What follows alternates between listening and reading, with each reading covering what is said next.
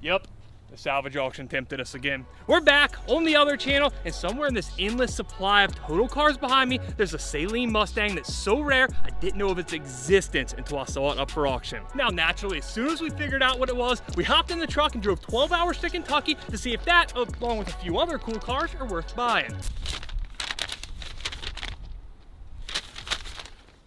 This wasn't on the list. You know, there are so many just 5-liter Coyote Mustangs at the auction these days that you almost kind of overlook them when you're looking online. We just happened to be walking down this row looking for an Audi RS5 of all things. And look what Fernando spotted. That is an intercooler. This ain't an EcoBoost, so this is a forced induction 5-liter. Ooh. The SS Supercharged. That's pretty sick. I guess Fernando's gonna be the hood prop because the hood prop itself is gone. On a completely irrelevant note, I actually painted this radiator cover panel. That's kind of cool. Wait, the engine cover too, look. Oh yeah, that's slick. I mean, it's the minor details. They did the strut bar too. Okay, anyway, yeah, cool paint. Let's get down to business here. The Supercharger kit, unlike a lot of the ones you see on the auction cars, it looks really, really new.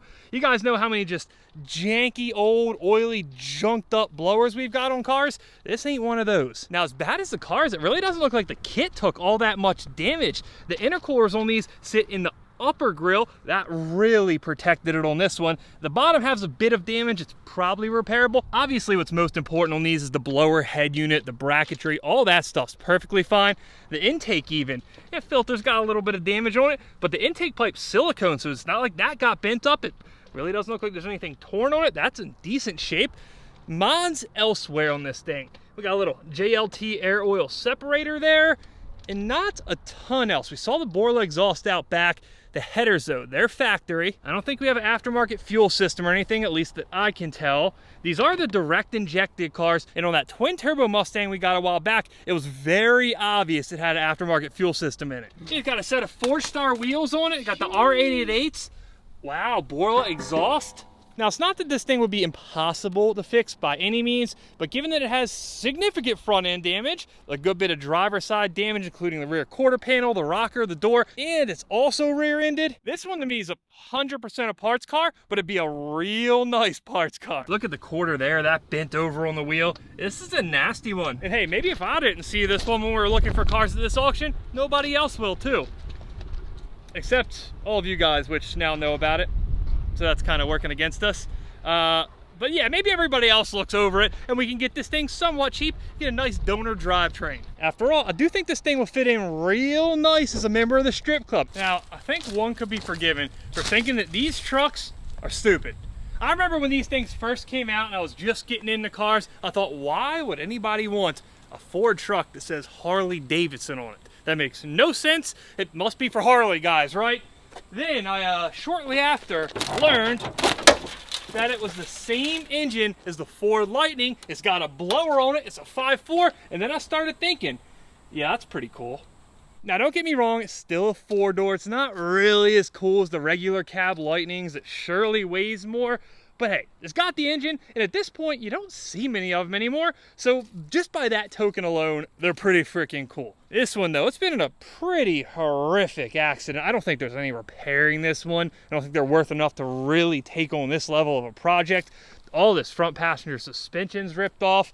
You've got stuff all the way down the side of it. Pretty sure it's not supposed to be sitting that low in the rear either. On a positive note, you do have most of the missing parts, I guess, tossed in the bed. What an emblem. I guess they were made to commemorate Harley Davidson's 100th anniversary, so it kind of makes sense. Is this an exhaust or a running board? That's a running board.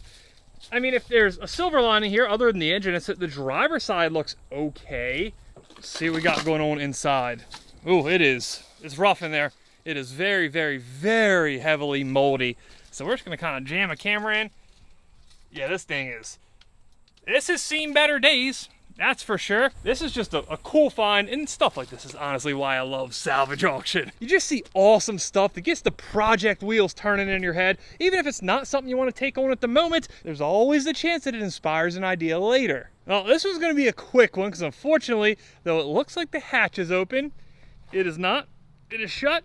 The hood, one side of it looks popped, the other's definitely not, and we have no battery power and no outside keys. But what a freaking beautiful C7 Z06. It's the one with the carbon ceramic brakes, front driver suspension's pushed back like a foot.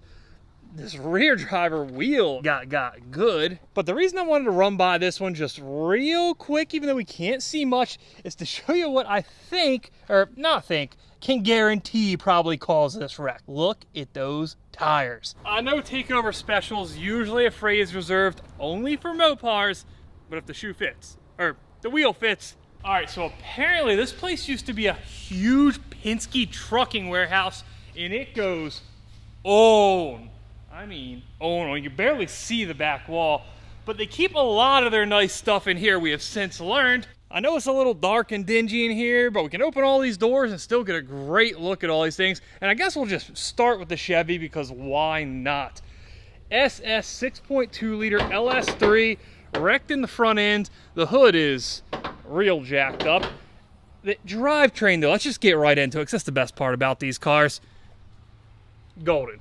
Golden. You have a little bit of damage on the radiator. It got slapped backwards, but this driver frame rail, that's straight. The passenger frame rail, that's straight too. All the stuff that would be really hard to fix looks like it survived. Now, as good as this looks from the jump, there is going to be some stuff here that's just mind-numbingly expensive to fix. But we'll get to that in a second. Let's check the rest of the car out first. We're missing our little fender trim there. You can see insurance did mark this thing up. They made note of this gap here, but it looks pretty consistent to me, actually. Maybe a little bit tighter there, maybe a little bit tighter than it should be. That might be the problem. See all these little weather strips up here off. Same deal with the one that goes along the windshield. We have inside. Oh, it has power. Oh, that might be a big deal. I know that looks like just a junky bumper thrown into the inside, and it is a junky bumper thrown into the inside. But if any of this survived, any of the grills, these lights, all this stuff is a way bigger deal than it might seem at first glance. I just recently bought one of these things that was smoked in the rear end for a parts car. And that's when we learned that the front bumpers to these cars that are no longer made are worth $3,000. Say that again. $3,000. Just for the bumper. Oh, do I need to say it again? Yeah. $3,000. All right. It's absolute insanity, but you simply cannot get them. You'd have to find a bumper, you'd have to find all those little grills, the trim pieces, the lights, and the chances of doing that piece by piece by piece is nearly impossible at this point. So while it still hurts that this thing's jacked up in the front end, and there are going to be some parts that are incredibly difficult and expensive to find, at least there's some stuff back there to give you a start. We also got that front upper radiator support in here right there. That's where the hood latch bolts on. And if you look at the damage on the hood, you can see how it got hit and see exactly why it drugged that back. But there are somehow no blown airbags in here. It's actually in really nice shape, except for where they put the bumper pieces in the car. It's real common. They have to keep it somewhere. So unfortunately, it does result in a little bit of leather damage like that occasionally. Hopefully, you can maybe steam that out. It's not ripped, it's kind of just indented. Of all the things that could be wrong here though, that's kind of down on the list, right? Let's see. Oh, we got coolant in it. Let's see if we got oil. I would hope so, right? Plenty of oil, looks great. Now when you open that door, we heard the car making some kind of noise, which means why not try to fire it up, right? This radiator, it's dashed in a little bit, but it's not cracked, it's certainly not off.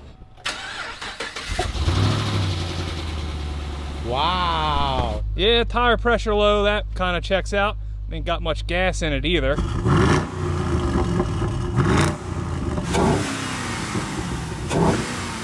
In no way, shape, or form is this a parts car. It's obviously gonna get fixed. It's just a matter of if it goes cheap enough that you can buy it and fix it and still be under the cost of just go and buy a normal used one. Honestly though, even if you have to pay up for this one, it might be worth it because it's probably gonna end up being a much easier rebuild than buying something that's absolutely smoked. Which kind of reminds me of something. What? Debt. Whether it be from loans, credit cards, or medical bills, getting your debt under control before it ends up in a catastrophic state is the best thing you can do for yourself. And that is why more people are turning to PDS Debt. They've helped hundreds of thousands get back in control, pay less, and move forward with confidence. They help come up with a plan that actually works for you. That way you can save more, pay off your debt faster, and start putting your money back where it belongs. And of course, by that I mean into a project car, which might not be the best idea given the circumstances, but they got a 5-star rating with the BBB, thousands of 5-star reviews, and frankly, if this had been around when I needed it, it's exactly what I would have used. And look, you're 30 seconds away from being debt-free. Just go to pdsdebt.com/scrappedlifely or click that QR code right there. Remember, that's pdsdebt.com/scrappedlifely. One more time, pdsdebt.com/scrappedlifely. Now, from the SS to the Widebody Charger Hellcat. Is it a red eye? No, that's a black eye. Not a red eye, a regular, if that's the right word, Widebody Charger Hellcat that got just a little tapped here in the driver front corner. Let's take a peek inside before we really dive into the damage here. We got the carbon dash, and actually the entire interior, except for the whole blown airbag situation, is in really nice shape. Black leather, the seats are leaned awkwardly back. That could not be comfortable to drive. I mean, you're supposed to take naps, right? No, I don't think so. No? Now, there's still a lot of good with this one, despite what you see up there on that front corner. Basically, the entire rear end looks brand new. Still got the dealer sticker on it there. Yeah, there's no damage back here. The entire passenger side of the car is in real nice shape. All suspension, and honestly, most of the front end until you get over here. Let's just hope it stayed outside the frame rail. Woo! Dude, that's clean. It looks almost brand new. Check that out. Last call. That means it's a 2023. It is brand new, basically. You see that? Yeah, carbon fiber leg maker intake. This is a really, really nice car. I mean, really, you could eat off that engine. Assuming you clean the dust off it first, we probably would have to do that. But the only real area of concern is over here. Now, this is our upper core support. That is the upper fender brace. That's not ideal. That's not great by any means. Yeah, it's kind of bashed in up there too. So you can see why it was totaled pretty clearly, but well, there's our leg maker intake cover. So that right there. Ooh, this is gonna be almost impossible to tell if that frame rail is touched. Considering what's going on here though, I wouldn't be surprised if it's a bit tweaked. I mean, you fix a Trahawk, so this should be a piece of cake. It is similar. Similar type damage, that's a good point. Was it fun? No. Was it particularly easy? Also no, but it was doable, and the car turned out super straight. I mean, the suspension ironically looks like it's halfway decent. Those upper control arms break really easily, and that's in one piece. Given how heavy the damage is, it's probably gonna go for a halfway decent deal. If you can get it for 25, I think that's a great deal. If it ends up being over 30, I think you just kind of let it go, right? Now, on to one of my favorite Fords of all time. And if you'd have told me off the rip that a 2013 GT500 might not be the coolest Mustang we were gonna see today, I'd have called you a liar. But you'd have been absolutely right. Now, I've always wanted one of these things. I've never had the pleasure of owning, building, or frankly even driving one, but it's a 5.8 liter. It's got a blower sitting on top of it. They look awesome. I mean, what more could you want out of a Mustang, right? This ain't gonna work great. I'm gonna put it around there, like hook it.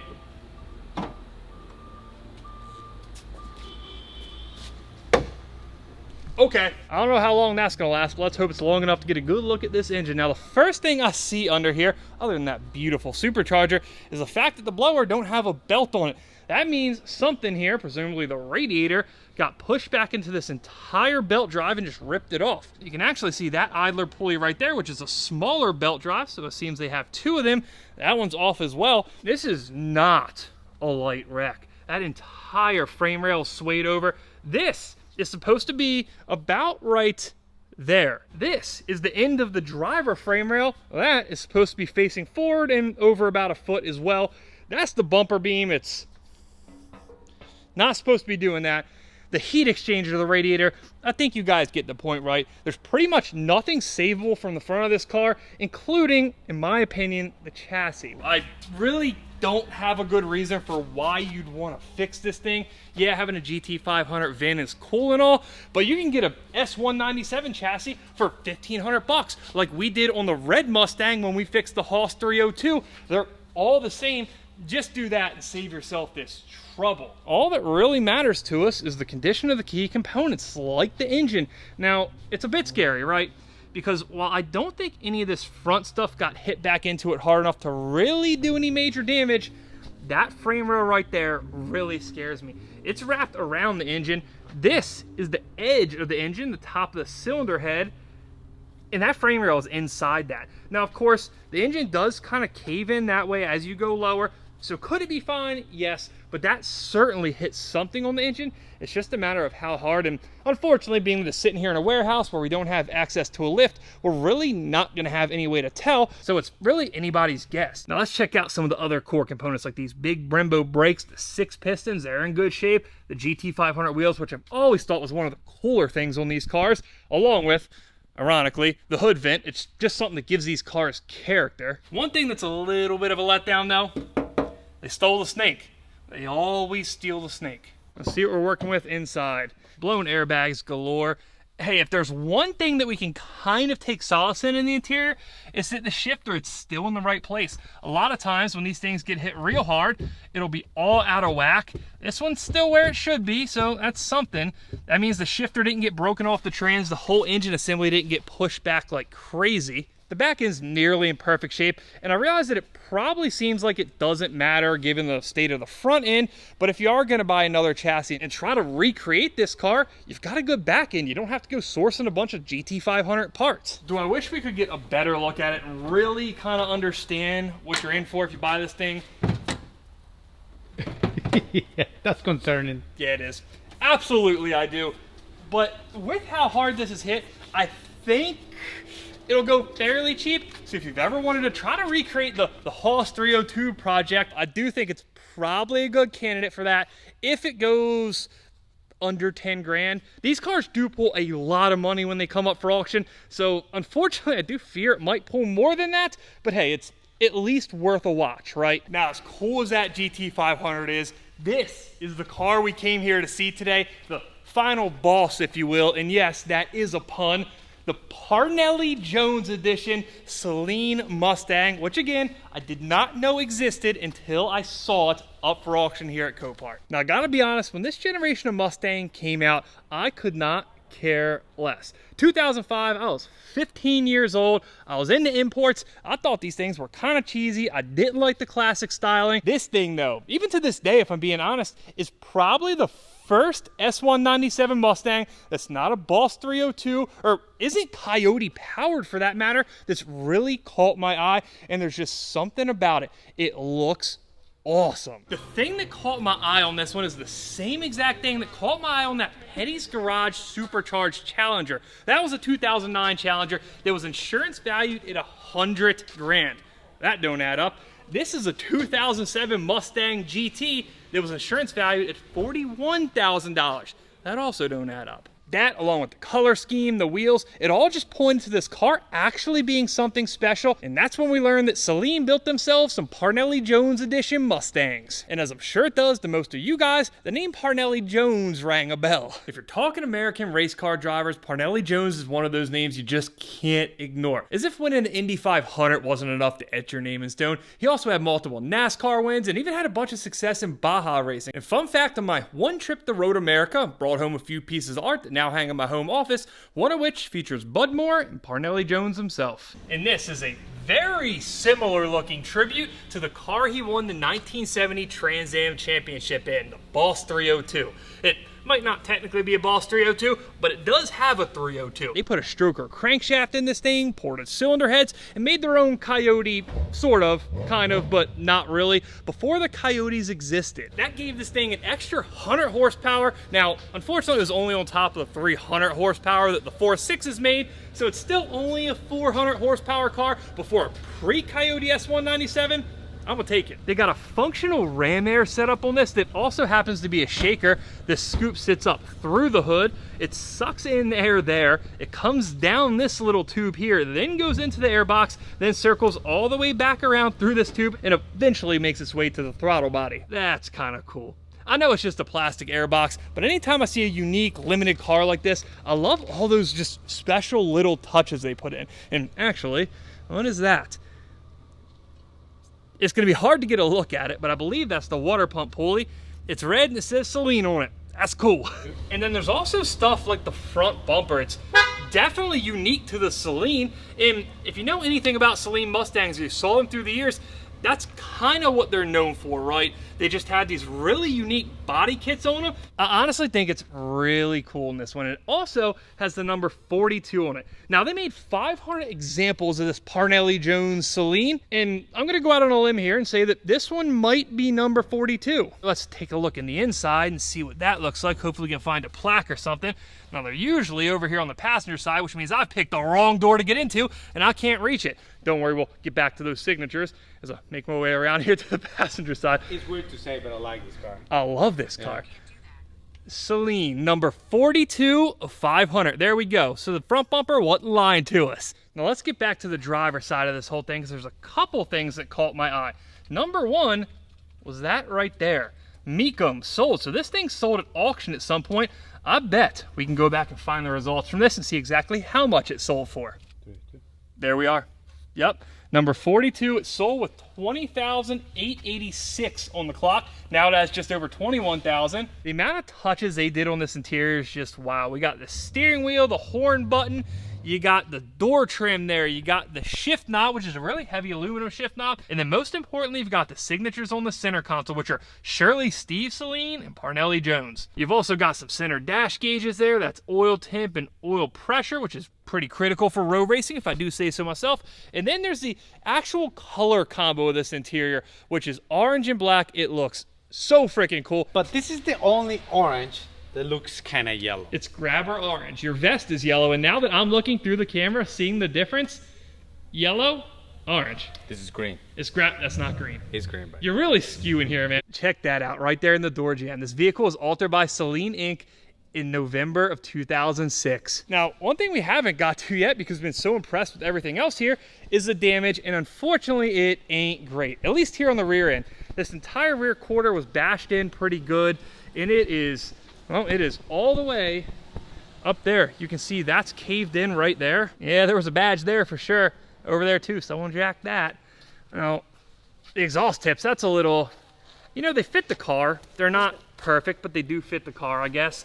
Now, again, there is just a lot of damage back here. And this is a car that's quite obviously special enough that it should be fixed. Now, on the front, at least, the damage isn't quite as bad. The hood's all jacked up. That does present kind of a problem here, because I don't know how hard it's going to be to get a replacement one of these hoods.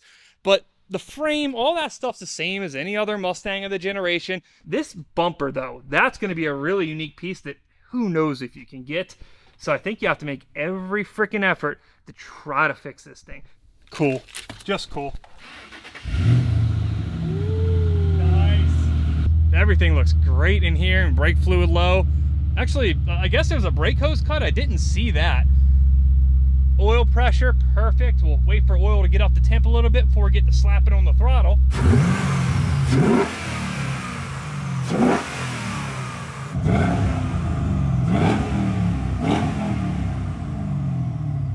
I know I'm constantly talking about, you know, I want to build fast cars, 1,000 horsepower this, blah, blah, blah, blah, blah. But sometimes it's just about having something really cool, really unique, and really special. And for that reason, I really like this one. I mean, where do we stop on this car? We haven't even got into the fact that the wheels look awesome. It's got the Saleen branded brakes behind it.